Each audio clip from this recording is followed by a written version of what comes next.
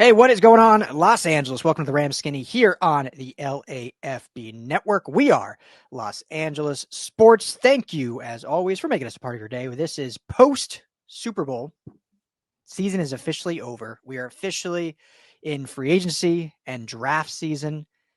So for your Rams, a lot of fun action that we're going to talk about here coming up. But today we're going to talk a little bit post Super Bowl, not necessarily about the Super Bowl, but just kind of how it pertains to the Rams. Being they played the Eagles the best in the playoffs.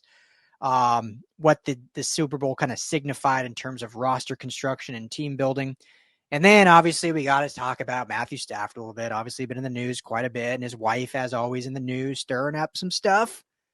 I feel like she does it just for fun now. Like I would. Good for her. But we'll get into all that. First and foremost, my man, Skinny T. How you doing, man? Doing good. Feeling fresh.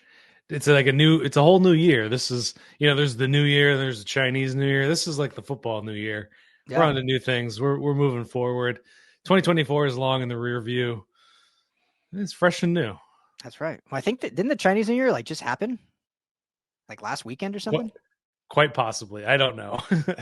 I remember my wife saying she went down to Old Town, met a friend, Old Town Pasadena, and there was a bunch of like celebrations going on. Oh wow. And I heard it's like the year of the snake. I'm like, that doesn't sound good. I don't know anything about the Chinese New Year and the symbols, but year of the snake. I mean, anything with snake, it sounds deceptive, or I don't know. Not a fan of that. Maybe it's a good thing, but anyway, it's above my pay grade. Yeah, so well, good. I'm glad to hear you're doing well. It is new. Yeah, we are in February already. We're already almost halfway through February, with it being a short month. Valentine's Day for all those lovebirds out there, just around the corner this Friday, which is actually the halfway point, being it's a 28-day month. So that's insane that we're already that far along. But yeah, this is as fun as the season. Obviously, as a fan, you love the season, watching the games, but as kind of like a content creator, media person, or whatever we are, the off season is actually like really fun, like talking free agency, draft. Like there's a lot of storylines because, during the season, a lot of it is just like recapping and previewing games, which is great. But now is like, okay, how are we talking about the roster construction build, free agents out there? Obviously the draft's coming up. Hopefully we'll be at the combine here in just a couple of weeks out at the Slippery Noodle in the great city of Indianapolis. So yeah, there's just so much fun stuff to talk about. So excited that you are all on this journey with us, as always, and always on this journey with us is our good friends over at BetOnline. BetOnline.ag, where the game starts. All the best lines. Skinny, did you win any money this Super Bowl? Because I did not. I did not win any money. I lost quite a bit, actually. Yeah, I won a ton of money because I was the only person to pick, probably in the whole world, the final score. I picked it perfectly. No, did you really? No. Oh. I did not think it was going to be a blowout. That's for sure. Wow. Well, shout out the Madman on this network. He does our UCLA show and then does the USC show with me last week when we were doing the BetOnline ad. Ironically, he was like, real quick, we haven't talked Super Bowl, and his prediction was a Philadelphia Eagles blowout. So he didn't give me a score, I don't think, but he predicted a Eagles blowout. So he was right on that. Well, stop clock is also right twice a day. Just kidding, Madman. Just kidding. He is the smartest person we know. Yes, by far and away the smartest guy I know, smartest person I know. But BetOnline.ag, just because the football season is over, they have free agency props on there. They have draft props on there. Obviously, all the other sports. Lakers, Luka, big debut last night. Not huge in the score column, but the Lakers won by like 30, like dominated. And that we're just seeing what that offense could potentially be. Got the Kings season ramping up. Well, right now it's the Four Nations tournament. You can bet on that. But the Kings season, Clippers, Ducks, Angels, Dodgers coming up in spring training. All that stuff can be done at betonline.ag. Tell them the guys over at the LAFB network sent you. So let's, we're obviously not talking the Super Bowl, but in relation to the Rams, a lot of people have talked about this, and rightfully so. I mean, Skinny, were you kind of surprised at now seeing how these playoffs played out? And it's hard to do this, especially after the fact, because every game is its own game within the game, right? It's not like they're not apples to apples. You can't say like, well, the Rams played the Eagles the closest, so therefore they're the second best team in football, and they would have dominated the Chiefs as well, because every game is different. The preparation is different. There's a lot of factors that go into it. All that being said, though, the Rams did play the Eagles the best in Philly, in the snow, were essentially 13 yards or one play away from winning and going on to the NFC Championship game, where they would have hosted the Washington Commanders. So I guess my only question is, like, are you, of course, as we're doing this, Lakers breaking, sign Alex Lynn, big man. So you did a bunch of coverage on that on LFB Network. For those who want to read about it, we already have some pre-coverage, but official, they just did sign it. So this is LA. This is LA Fan Base Network. So we do it all here. But my question for you is, were you impressed that with how this Rams season went, with all the kind of, I don't want to necessarily say turmoil, but with the injuries and the up and down roller coaster ride that it was, that you could argue they were the second best team in football at the end of the day? Yeah, you could certainly argue that. Looking at, what it makes me think of is how good the Chiefs are and the Rams are in one game scenarios. The Chiefs made it to the Super Bowl, probably shouldn't have with the talent that they had on that roster. Yep. But a coach like Andy Reid, a coach like Sean McVay, a quarterback like Patrick Mahomes, a quarterback like Matthew Stafford can keep you in games against the best opponents. So it comes down to a lot of the things are, the coaching. How do you make adjustments for particular opponents? That's huge. Steve Spagnuolo gets a lot of praise for his ability to adjust his defense to match whichever offense he's going up against. And we get to say the same thing about Chris Shula as well, because they played that Eagles offense really well and held them obviously to fewer points this time around than the Chiefs were able to.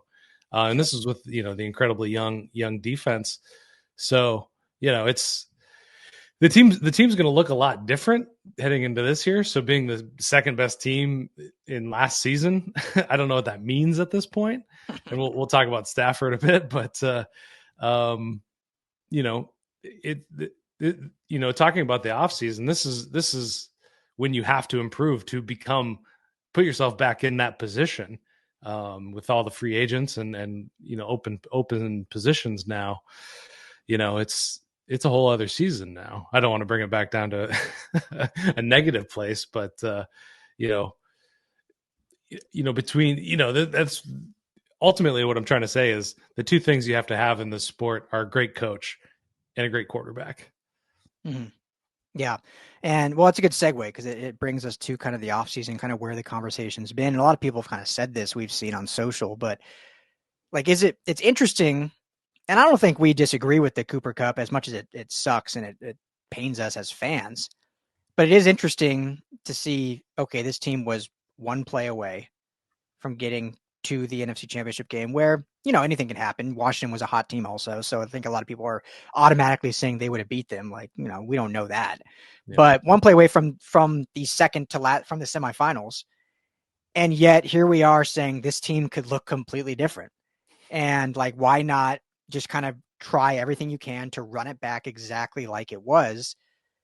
Why do you think that is? Do you think it's because as bad as the season started, everything kind of fell their way down the line and you can't rely on that?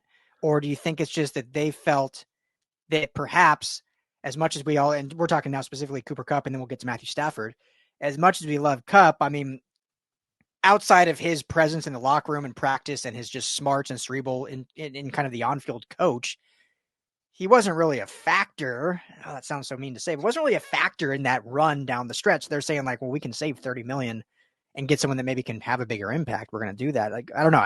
It's weird to think about that this team was one play away and yet it could look totally different. And they're going to kind of not tear it down, but rebuild it in different facets. Yeah, it's the right move to make for the team. We've talked about it a whole bunch. In terms of just team, a player has to serve a big role.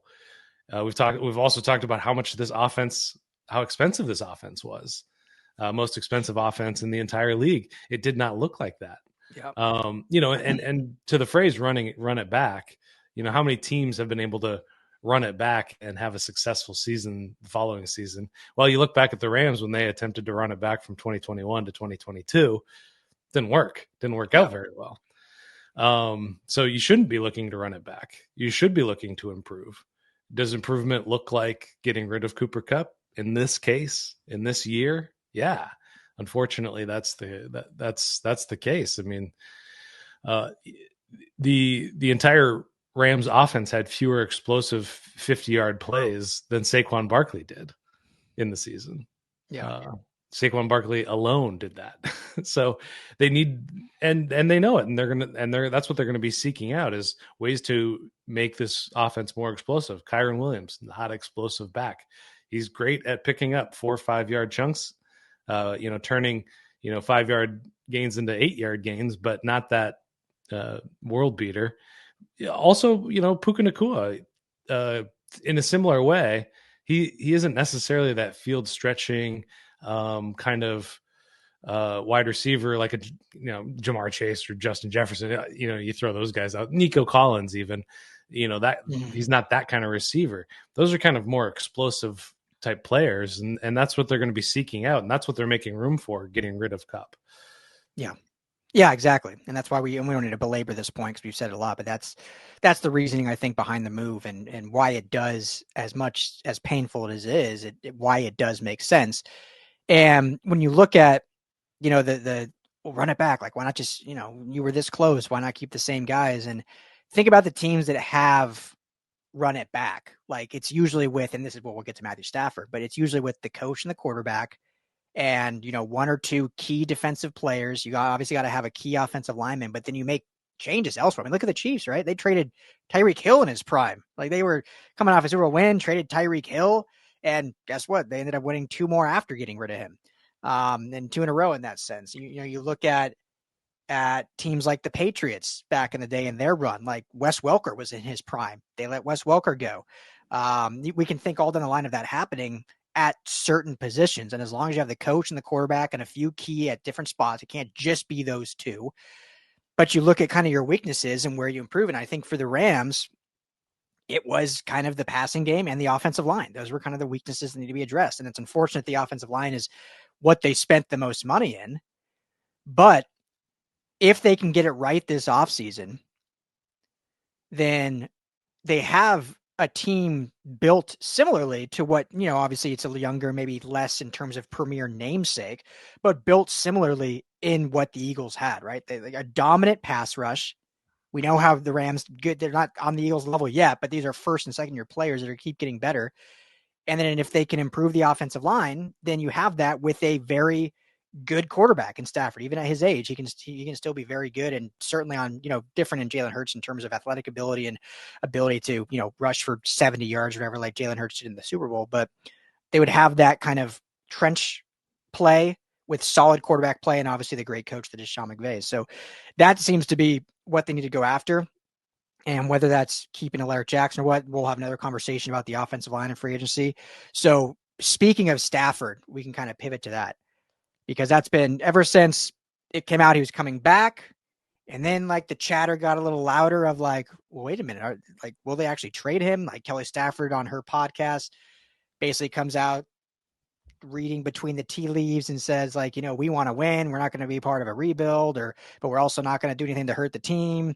I'm ready for an adventure. She said in that. And then just recently in a social media post posted like a blurry photo and basically said, the future may be blurry, but we know, I don't even know what it said. Do you know what it said? We know the here and now or something like that. I think it was something about how they're going to be together through it all, or I don't know. Yeah. I mean, it could have nothing to do with football. I think I think at this point she knows how much she riles people up and like plays into it. Like, why wouldn't you? I mean, good for her. I mean, we're talking about it. So, Yeah. So let me ask you this first and foremost. Will Matthew Stafford be the quarterback of the Rams in 2025? I think yes. Because I don't think there's a better option out there. Now, I say that, but there is a scenario where Matthew Stafford and the Rams don't see eye to eye on the direction where they're going right now, what the plan is for the next 3 years, let's say. So it's still on the table. It's still very much on the table that Stafford could move. What do you think? Are they moving on or sticking around? I think he'll be back to it. I think ultimately Sean McVay will have enough say of like, look, I mean, if yes, we could not have a substantial drop off by getting some guys we'll talk about here in a minute. But we know Stafford is McVay's guy, and we want to see that through. So I think ultimately get it done. But it was interesting that it kind of came out that, and we talked about this before too. But last year's negotiations were not like an easy bubblegum and rainbows and flowers negotiation. I mean, it was, and obviously McVay and Stafford aren't in those. It's like Stafford's involved obviously to an extent, but it's his agent and the front office. And I remember talking last summer, like, yeah, we think it's going to get done, but clearly there's something wrong because this is taking months. And we were like, I remember saying, like, joking on the show, like, how does this take months? Like, I just don't get it. Like, I've been in negotiations of, whether it's ad revenue or something, and it's like you go back and forth, maybe over a few emails or maybe 2 phone calls, 3-4 months on like your key most important player. Like, something is not right there. There's some friction there. And it comes out that it wasn't like a good negotiation process. They ended up coming to a deal at the very end. And now they're gonna have to do that again. And so I don't think it's a slam dunk. Like I said, I think he'll be back because McVay, I think, will make sure that not that he's in there, but it's like, guys, come on, like, what are we doing here? But it's not a foregone conclusion like so many people thought. And I will say this, Skinny, not that we need to like defend ourselves, but every time we brought up the potential of a Stafford trade, we got a lot of slack. Everyone's like, I stopped watching as soon as you mentioned Stafford. Like, that's never going to happen. Like, what are you talking about? You guys are idiots. Clearly, it's a very real thing. And now everyone's talking about it of like, is it going to happen? Is it not? It's not just a clickbaity for fodder. Like, it's a real thing that he's not guaranteed to be back. Now, like I said, I think he will be. So before we do the conversation, move forward, I think we both agree he will be back, but it's not going to be easy. Yeah, I think the big question is how many years does he want? How, I think it was LeBron James recently came out. He said I could play till I'm 45. Yeah. And that's a kind of mindset of the athlete who's thinking of the here and now. And that's like what's Matthew Stafford is thinking. It's like, I'm here, I'm now, I feel great now, but aging athletes fall off cliffs, metaphorically speaking, of course. Yeah. And we see quarterbacks of his age where the arm just stops working, from Drew Brees to Matt Ryan to Philip Rivers, Peyton Manning, all of the above, all in this kind of 37-year age range. And so I think that's going to be the big negotiating point, is how many years does he want? Because I don't think the Rams want to commit to anything more than one more. One more has to be the starting point. Like, there's not less than 1 year contract, obviously. But yeah, so I think that's going to be the big sticking point, is he's going to want more than one. And I don't think the Rams are going to put anything on the table that's more than 1 year. And I think that's the right choice. And I mean, if that's the sticking point, and I think if Stafford thinks that he can elevate a team, if he can, move to another team and compete for playoff spots and championships with that team, I could see him being interested in that. Then you got to, take into account, like, maybe it's the John Elway of it all. Maybe he just wants to go out on top, and he wants to make sure that the Rams are going to provide him the opportunity to do that. And I think that this team could compete, could be a Super Bowl contender, depending on how the offseason goes. Mm-hmm. So maybe a 1-year contract is all he wants from the Rams right now. Hey, what's going on, family? Got to quickly tell you about our friends over at Underdog Fantasy, new sponsor and friend of the show. One of the most fun games out there, fantasy games you can do in the industry today. Super easy to do. Go to the App Store or go to UnderdogFantasy.com. Download today. Use our promo code LAFB, or you can just click the link in the description wherever you are watching. That promo code is going to give the new user that you have just become a free pick, one free pick, and up to $1,000 in bonus cash. That's free money. Up to $1,000 in bonus cash. Why would you not want to do that for a simple deposit? Just make sure to use that promo code LAFB or click the link below. The game is super easy. It's super fun. Pick 2 to 8 players in a game. go ahead and go with the higher or lower, whether they're going to have more passing yards, touchdowns, receiving yards, rushing yards, any of that. It's a lot of fun, and just choose higher or lower. That's easy with the opportunity to win. So go to Underdog Fantasy today. Promo code LAFB gets you a free entry and up to a $1,000 bonus cash. He got what, 40 million guaranteed this past season? Yeah.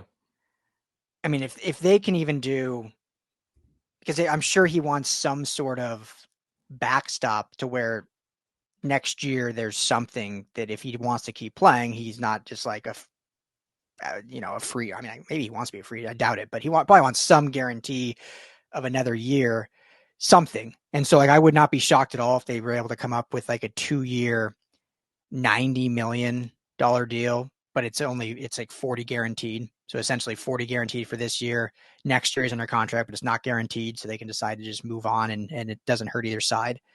But it gives them that some wherewithal of having something under contract.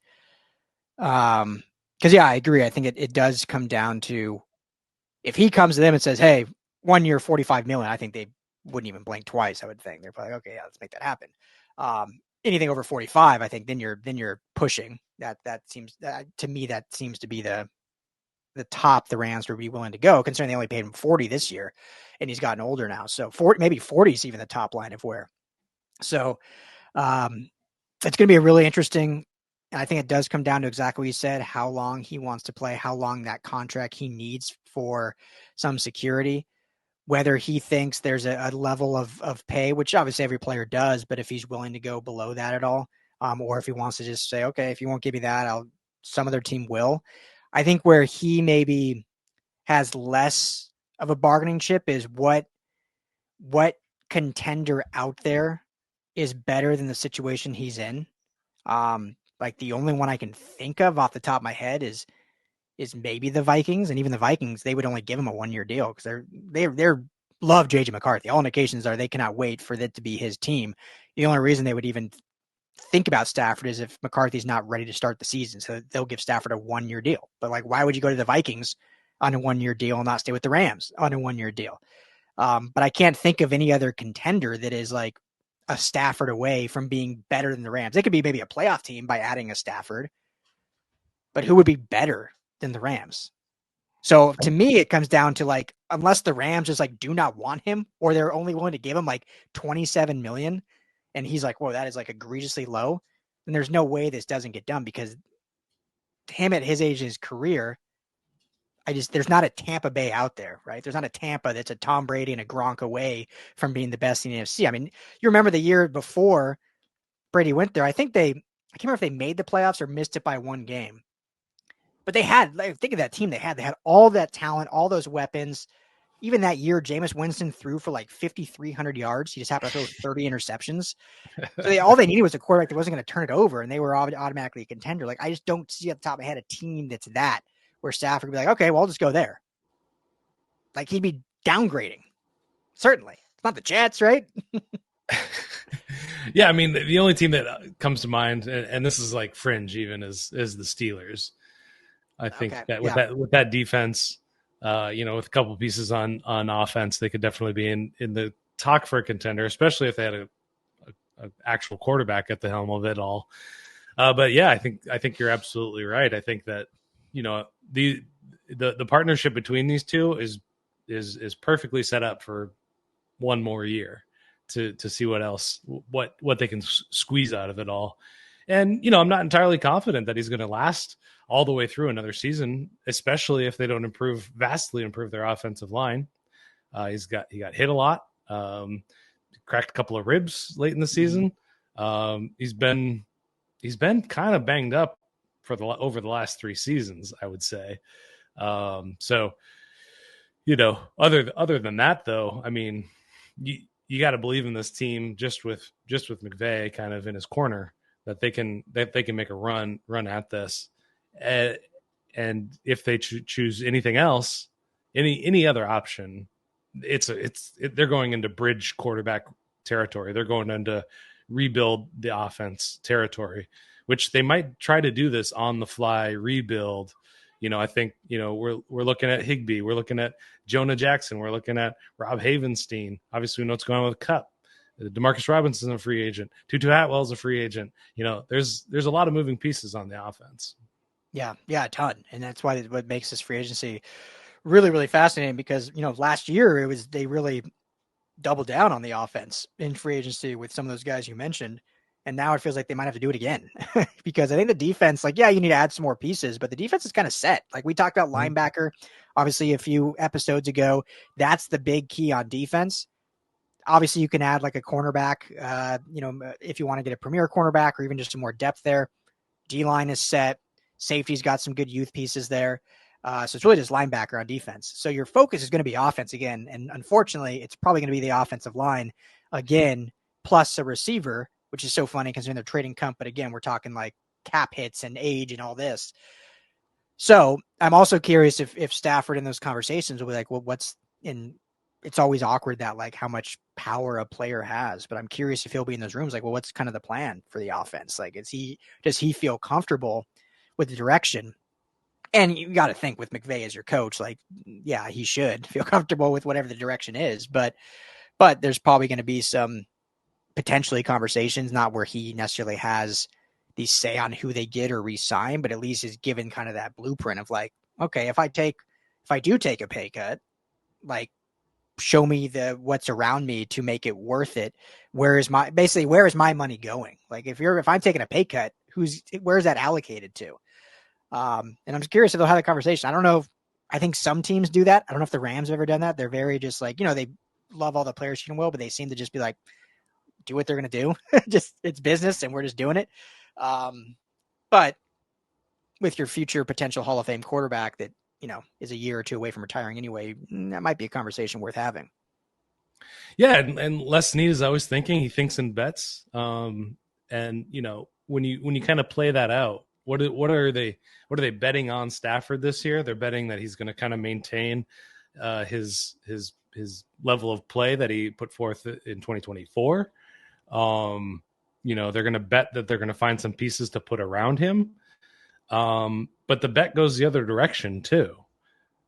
That's the reason there's this uncertainty right now. This is the reason that, it's like, it's a job. It's a job for him. And imagine if your boss came to you and said, we're not sure if we're going to keep you on. We're going to see what's going to happen over these few weeks. But we like you. We're, if everything works out, we're going to keep you around. Your wife might have some opinions about your boss as well. So, Mm-hmm. It's a funny business, and fans view it much differently than executives and coaches view it. And the other side of the coin of the bet is, what could we get from like a trade compensation if we wanted to move on, and that's a fluid situation. And like I've mentioned it before, quarterbacks create desperation in this league. There's coaches out there that are about to get fired. They're on the hot seat. Brian Daboll comes to mind. I brought up Kevin Stefanski and the Browns as well. I don't know if he's on the hot seat, but it feels like it's warming up pretty well. GM's similar situations. So, desperation does funny things to people, and they, the Browns made a really desperate move to go get Deshaun Watson. Did not work out. That bet was wrong. But I mean, that was a desperation move. And, the Rams keeping the door open for a desperation move from one of these teams, I think is smart. The Giants have kind of bubbled up into that conversation because they just hired Kelly Stafford's brother, who's obviously Matthew Stafford's brother-in-law, which I think is it's not a great, Yeah. I mean, maybe they have a fantastic relationship, but yeah. And it's so funny, but he's been in the league for a long time. So it's not like he just like all of a sudden, like he was on his couch as like a PFF insider or something. And then like, hey, let's go hire this, like kind of like when the Broncos when they hired their coach for an attempt to like get Aaron Rodgers, like that was pretty well documented. I don't think this is one of those moves, but you never know. Yeah. You never know. And that's a team that's pretty desperate. So, I think they have to see what they can get for him out there in the trade market. I think it has to be a conversation that they have in the building. They would be dumb not to, because there's potential out there that they could land a big haul. I mean, what do you think the most they could get? Like I think we're pretty confident. Like, unfortunately, Cooper Kupp is probably going to net like a 7th or a 6th round pick. Like, I've seen as high as a 4th. High as a 4th. Okay, that's pretty good. What do you Yeah. think Stafford could net? Could net. Sorry. I mean, the player for player trades are always a lot more fun in this way because the value of that is subjective. So like Stafford for George Pickens. I mean, Stafford and Kupp for Pickens and a pick, like a late round pick. Okay. I don't know. I think the highest you could probably get for in terms of a pick is maybe a 3rd. Am I wrong on that? It's so hard to, because when he was traded, obviously it was Goff, and I think it was Goff, and like, didn't they throw in also? It was Goff and 2 firsts. Yeah. Was it just for Stafford, or they also get like a 6th back? I can't remember.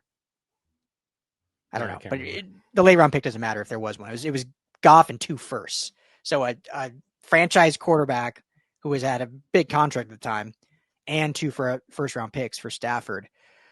Now being at 4 years later, I mean, yeah, I think you get. I mean, if you could get a 2nd and a 3rd, that's like probably pretty good. That's great. Yeah, I think that's pretty dang good. But it's probably, you're right, like a 3rd and some backup player, like a Hunter Long situation when they traded Ramsey. Now, the only difference is obviously quarterback is the most, as you mentioned, desperate position for desperate teams.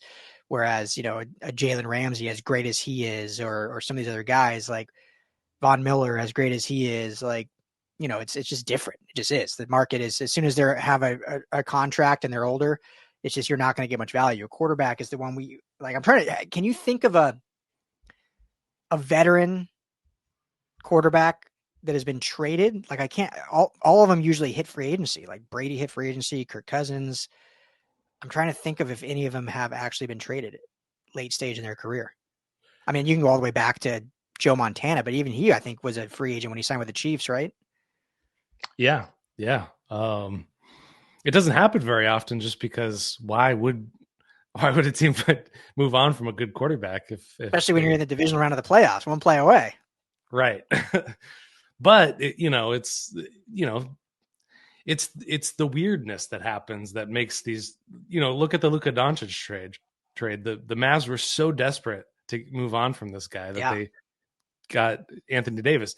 Never in a million years did anybody think, sitting 12 months away from that trade going, I think there's a possibility. Let me throw this one out here for you guys. Anthony Davis for Luka Doncic. Like, if anybody said that, everybody sitting in our kind of a situation said that, they'd get laughed at any room that they were in. But the trade happened. And these trade happens. You think before the Stafford trade, before it ever came out that he was looking to be traded, nobody would have predicted that. Nobody would think that the Detroit Lions would move on from it. New regime in there, like lots of optimism in that building at that time. Von Miller, nobody would have thought that one was going to happen. Like, these things just come out of the woodwork sometimes, and it only in retrospect doesn't make any sense whatsoever. And even sometimes in the Luka specific one, it doesn't make any sense. Let me ask you this scenario. So this, to me, and we both want to be clear, like, Stafford, there isn't a better option than Stafford. I think he's your best option going into 25, and we both do think he will be back. So before everyone starts going on the comments, if you joined late or whatever, but just for the sake of argument, I don't think this move would happen on trade, because you're trading for another big contract and you're downgrading for either, in my opinion, for either of these players. But if you can trade Stafford, let's just say to the Steelers, whether you get Pickens and a pick, or whether you get a 2nd and a 3rd, or a 3rd and a 6th, or whatever, you get some trade compensation and you offload that contract. And then either, which it sounds like they will be if they don't find a trade candidate, either Aaron Rodgers or Kirk Cousins are cut and then just free agents. And Kirk Cousins is going to be extremely cheap because the Falcons owe him his entire contract pretty much. So he would sign like a Russell Wilson type deal of like a veteran minimum. Now, I'm not saying Kirk Cousins is an upgrade to Matthew Stafford, but if you're able to get 2 or 3 draft picks or 2 picks and a player, and then you get Kirk Cousins for a $5 million cap hit, like that's the way I think Les Snead might be thinking in this. Yeah, and there's all sorts of options out there that are not exactly like that, the Kirk Cousins option, but the organization has to start thinking about the next quarterback. I mean, obviously they already are. We don't know what the plan is. We don't know what their options are on for the table for that. But the bridge situation is your next best option, where they draft a guy. Maybe there's a Jared Goff situation in here where they trade up. Maybe they really like Cam Ward.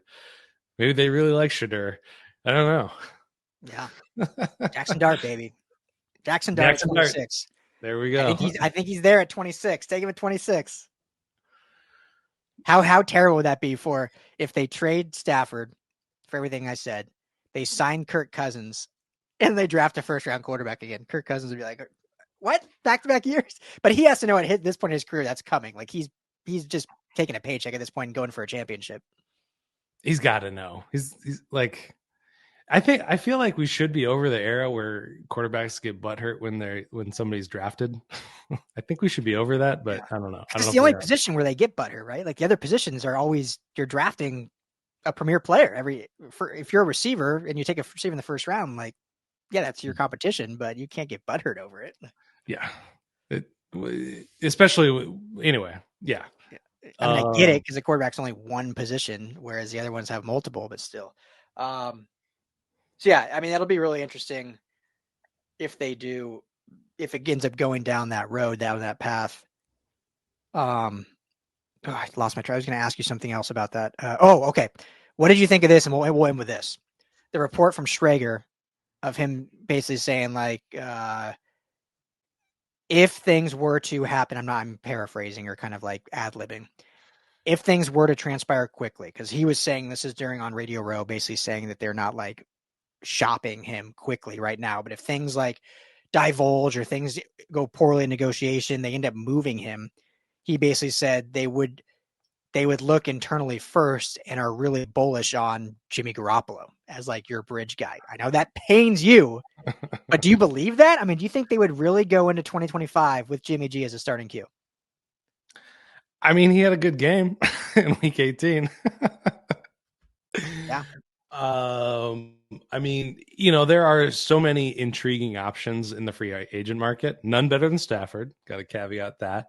There's a lot of fun options, and I don't put Jimmy G up there at the top, but the Rams don't care what I think on the subject, and they brought him in for a reason. This was on the back of a time where they switched horses in midstream, going from Brett Rippon to Carson Wentz. Carson Wentz is available, but they hand selected Jimmy Garoppolo as the backup, and they wanted to get a good look at him. And there hasn't been a lot of talk about it. I haven't seen anything, so that could be, he could be the bridge. He could be the one. Yeah, I'm not happy about it. I don't think it'll go well. I don't know what you're asking me if it's going to go well. I don't think so, but I mean, he's obviously attracted their attention enough to bring him on once. And McVay kind of gets those star eyes for quarterbacks where he loved John Walford, man. John Walford would just made him so happy. Yeah. For whatever reason. Yeah. I still think they should take a flyer. You've written about this before, but I still think they should take a flyer, not as their starter next year, a guy you bring in and potentially hand the keys. I still think Zach Wilson is such an intriguing prospect just because he's only 25. I mean, he's so young still. It'd be similar to like a Sam Darnold who the Vikings got that everyone just cast away, and then he puts up this year and he's still young, and we'll see what happens with him. He's another option we've talked about extensively. I mean, Zach Wilson is 25, and I think he's a free agent. So they didn't have to like trade for him. It would just be, basically, I know the Broncos like him as a backup, but obviously if he has a shot to groom in, because the Broncos are set. I mean, Bo Nix is now your quarterback for 15 years or whatever. So he'll never be a starter in Denver. So if he doesn't want to just be a backup, like he wants to go somewhere where he has a viable path to starting, if you're able to get Stafford back on a good contract for another year or two and go get Zach Wilson, I just think that's intriguing just because of his age. I mean, I didn't agree with it. He was the second best quarterback in that draft class when they took him second overall. I didn't think he was that good of a prospect personally, but he was clearly seen by the entire league as a first round prospect, whether it was second overall or later. And that shows he has some skill, has some talent, just obviously needed a better situation, the right development. And there's not much of a better developer than coming to Sean McVay. So that just intrigues me. Just a random thought.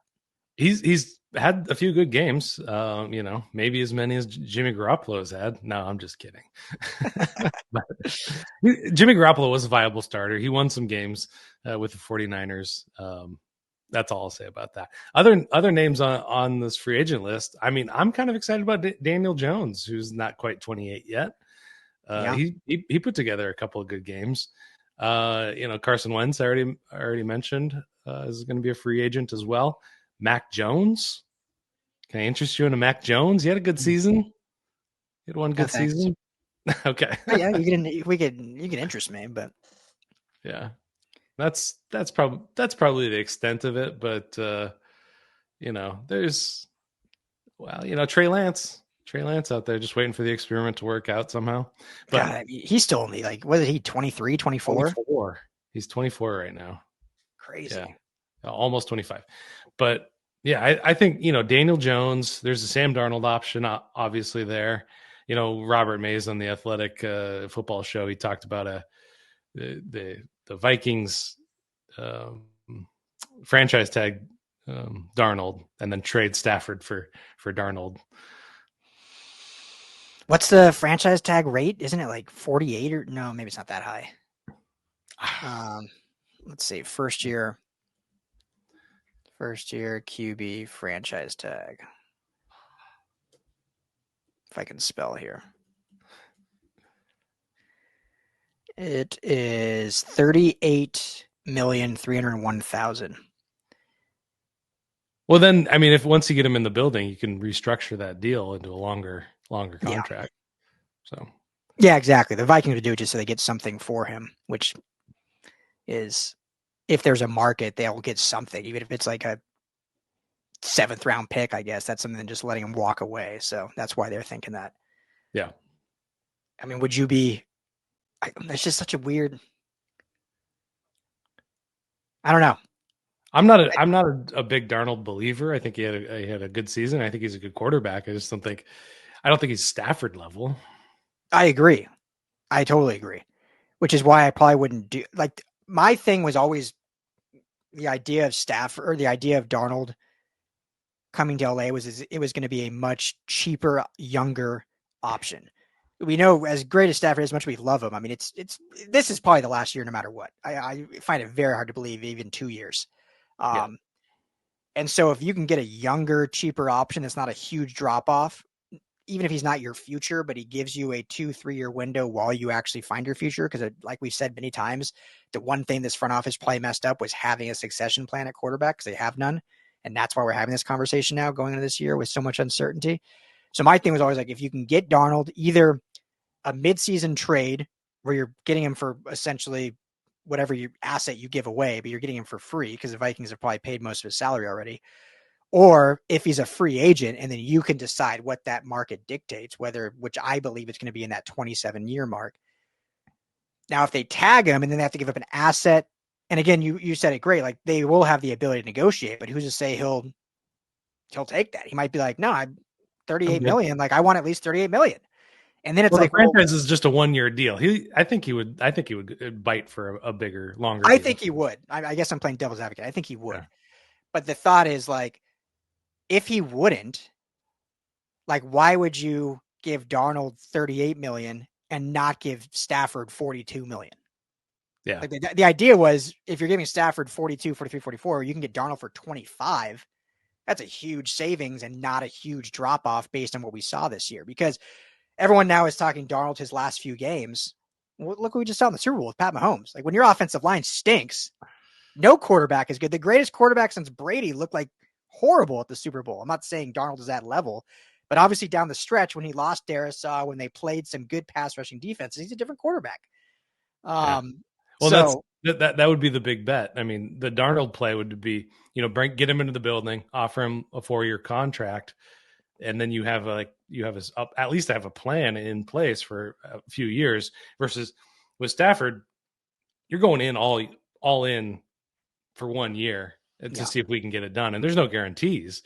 There's injury. There's all it's going all in or going for a little bit of a longer term. But what do I know? yeah. Like I said, I still think they get it done. I think Stafford's back, but it's very real. I mean, this is not like a conversation just to have a conversation. I think this is a real conversation happening in the front office of like, is it all in this year, or do we not feel confident enough in this year, or do we feel confident enough in another guy to get us to where we want to go to? It's not just Stafford, but I mean, if they go in all in another year, which I think they went in all in this last year. They didn't bring in another quarterback for longer than 1 year. Anyway, what I'm trying to say is, they're still in the same position. If they go all in with Stafford this year, they're no closer to figuring out who the quarterback of the future is. Yeah. And I think what we can say about the Rams, I'm not sure Leslie would say this, but just based on how we see it work, I mean, they kind of just plan for the year of. Like, they can say they're looking years down the line, and, because a lot of GMs do think that, like, okay, well, this move, what does that set us up for 26, 27? I'm not saying Leslie doesn't think about that. Obviously, I'm not in the room with him. He's a much smarter guy than I am. But just based on how transactions and off seasons happen, they're basically planning for the current season. And then when the trade deadline hits or the end of the year comes, then they just go into the next season, because we see how these contracts, they end up just cutting the dead money and just eating their losses, or none of their draft picks get re-signed because then they just move on to their next draft picks or whatnot. So they may be just having that, like, well, we don't really care about 26. Like, what's going to be best for us this season?